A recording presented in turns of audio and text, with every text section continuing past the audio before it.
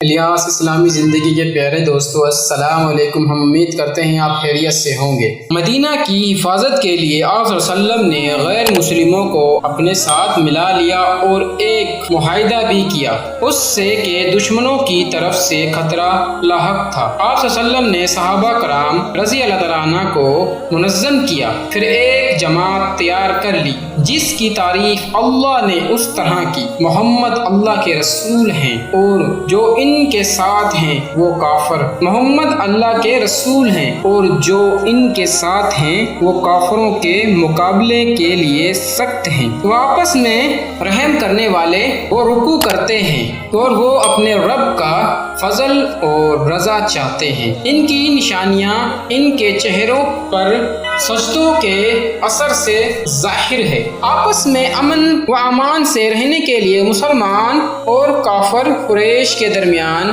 صلح حدیبیہ کے نام سے 10 سالہ معاہدہ ہوا۔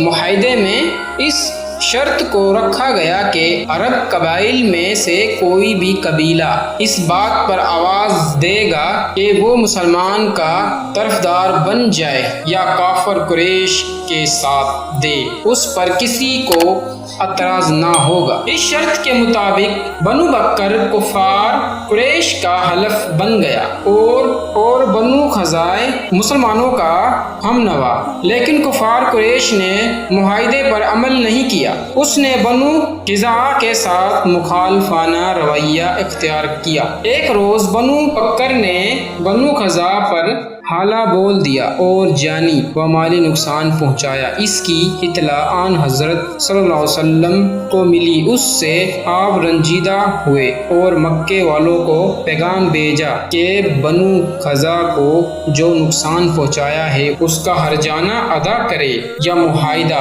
توڑ دے۔ کفار قریش نے معاہدہ توڑ دیا اور بنو بکر حق بجانب قرار دیا۔ سرکار دو عالم صلی اللہ علیہ وسلم جان نثار کی ایک جماعت لے کر مکے کی جانب روانہ ہوئے۔ جب مسلمان آگے بڑھتے رہے تو راستے میں دوسرے لوگ بھی دستہ میں شامل ہوتے گئے۔ اس طرح اسلام لشکر میں شامل ہونے والوں کی تعداد 10,000 تک پہنچ گئی۔ جب اسلامی لشکر مکہ پہنچا تو کفار قریش خوف زدہ ہو گئے، ان میں مقابلے کی جرأت نہیں ہوئی۔ رحمت عام سے مکے والوں کا آمنا سامنا ہوا تو آپ صلی اللہ علیہ وسلم نے ان سے پوچھا کہ میں تمہارے ساتھ کیا سلوک کروں؟ مکہ والوں نے جواب دیا تو شریف بھائی ہیں اور شریف بھتیجا ہے۔ آپ صلی اللہ علیہ وسلم نے فرمایا میں تمہارے ساتھ وہی سلوک کروں گا جو یوسف علیہ السلام نے اپنے بھائی کے ساتھ کیا تھا۔ تم پر کوئی الزام نہیں، جاؤ تم سب آزاد ہو، میں نے تمہیں معاف کیا۔ جان نثار آپ صلی اللہ علیہ وسلم کے حکم کی منتظر تھے کہ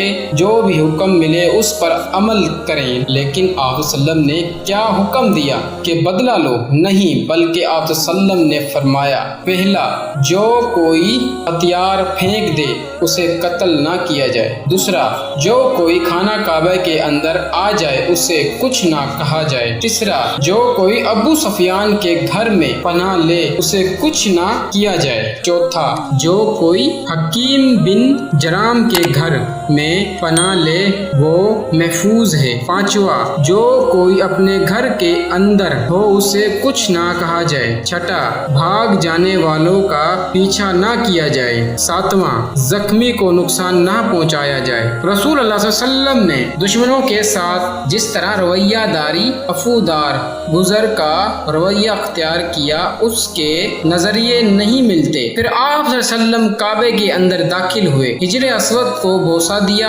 اونٹنی پر سوار ہو کر بیت اللہ کے گرد طواف کیا۔ خانہ کعبے میں 300 بت تھے، انہیں نکال کر باہر پھینک دیا۔ اس کے بعد آپ صلی اللہ علیہ وسلم نے نماز شکرانہ ادا کی۔ جب آدھے عرب میں آپ صلی اللہ علیہ وسلم کی حکمرانی قائم ہوئی تھی، 22 لاکھ مربع میل پر پھیلی ہوئی سلطنت کا بادشاہ گھر دار فرش پر لیٹا ہوا ہے، جسم سے پسینہ بہہ رہا ہے، لباس بھی بہت پرانا لیکن صاف ستھرا ہے۔ قاصد یہ منظر دیکھ کر حیران رہ گیا۔ آپ صلی اللہ علیہ وسلم کے گھر میں کھانے کا سامان، سوئی، مٹی بھر جو کہ کچھ نہ تھا، جبکہ مسجد کے صحن میں مال و اسباب جمع کیا جاتا اور ضرورت مند میں تقسیم ہو جاتا۔ آپ صلی اللہ علیہ وسلم کھجور کی چھال کا تکیہ لگائے گھر دھری چٹائی پر بیٹھتے رہتے۔ سرور کائنات صلی اللہ علیہ وسلم کی یہ حالات دیکھ کر حضرت عمر رضی اللہ تعالیٰ عنہ رو پڑے۔ آپ صلی اللہ علیہ وسلم رونے کے سبب دریافت کرتے ہیں تو جواب ملتا ہے، یا رسول اللہ صلی اللہ علیہ وسلم، اس سے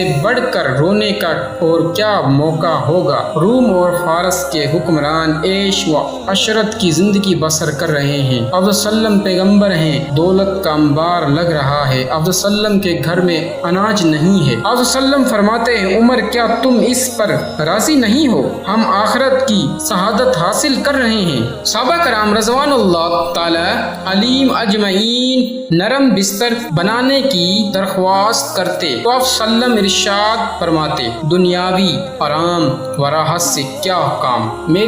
میری مثال تو اس مسافر جیسی ہے جو چلتے چلتے راستے میں ذرا آرام لینے کے لیے کسی درخت کے نیچے بیٹھ گیا ہو، کچھ دیر بعد آگے چل دیا ہو۔ تاجر انبیاء علیہ السلام صلی اللہ علیہ وآلہ وسلم اپنے کام خود کرتے تھے، جانوروں کو اپنے ہاتھ سے چارہ ڈالتے، اونٹ باندھتے، گھر کی صفائی کرتے، بازار سے سودا سلف خرید کر لاتے، اپنا جوتا خود گانٹ لیتے، اپنے دست مبارک سے کپڑوں میں پیوند لگاتے، چھوٹے بڑے کو سلام کرنے میں خود پہلے کرتے، کوئی چھوٹا درجہ کا آدمی بھی دعوت دیتا تو خوشی سے قبول فرما لیتے۔ اس لیے اللہ تعالیٰ قرآن کریم میں فرماتے ہیں کہ آپ صلی اللہ علیہ وسلم اخلاق کے ایک بلند مقام پر فائز ہیں۔ ایک مرتبہ کثیر روم کے دربار میں رسول اللہ صلی اللہ علیہ وسلم کا سب سے بڑا دشمن ابو سفیان پہنچا۔ کثیر روم اور ابو سفیان نے بات چیت ہوتی ہے۔ کثیر روم ابو سفیان سے پوچھتا ہے کہ کیا تم نے محمد صلی اللہ علیہ وسلم کو جھوٹ بولتے دیکھا؟ ابو سفیان جواب دیتے ہیں نہیں۔ کثیر روم نے اس پر کہا، جو شخص دنیا کے معاملات میں جھوٹ نہیں بولتا وہ اللہ کے بارے میں کس طرح جھوٹ بول سکتا ہے؟ رسول اللہ صلی اللہ علیہ وسلم کی صداقت کی یہ آخری گواہی تھی۔ الیاس اسلامی زندگی کو سبسکرائب کریں۔ دن کی تازہ ترین اپڈیٹس کے لیے چینل پر موجودہ گھنٹے کے بٹن پر دبائیں تاکہ ہماری ویڈیو آپ تک سب سے پہلے پہنچ سکے۔ اللہ پاک ہمیں سمجھنے اور نیک عمل کرنے کی توفیق عطا فرمائے۔ اپنی دعاؤں میں ہمیں یاد رکھنا۔ خدا حافظ۔